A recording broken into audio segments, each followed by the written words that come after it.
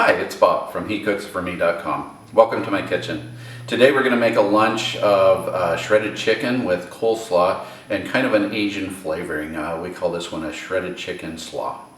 So we do shredded chicken a few different ways. One, we'll crock pot a bunch of chicken breasts and shred them up, and we put those in the freezer and keep them for recipes like this. Today though, we just went and got a rotisserie chicken and that we're cutting up. And so you can shred it up really easy. This is just the breast off of that rotisserie chicken.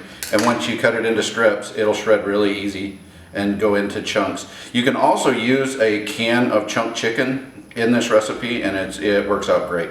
To make the dressing for our slaw, we're going to use a 1/4 cup. This is just white vinegar. You can also use a rice vinegar or a seasoned rice vinegar in it and it's really good as well. But a 1/4 cup of white vinegar. This is 3 tablespoons of vegetable oil. Just blend them together. And then 1 tablespoon of sugar, and we're just going to whisk it all together. Now this will set aside. It needs to all sit together for a while to dissolve that sugar and get all those flavors to marry together. So I'll show you how we make our salad and then we'll dump this over the top.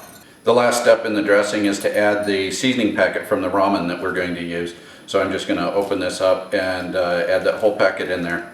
And that way it gives that salty flavoring in it as well.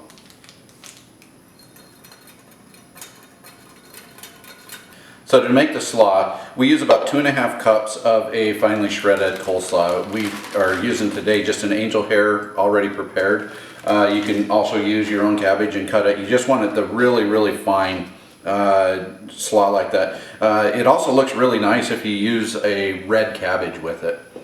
On top of that, we're going to use our shredded chicken. This is about 2 cups of shredded chicken. This is 3 tablespoons of toasted sesame seeds. About a 1/4 cup of green onion that we've finely sliced. And this is about half of a red pepper diced up. And then we're going to use just a mix or a package of ramen noodles. So we're just going to mix all this together and stir it up really good.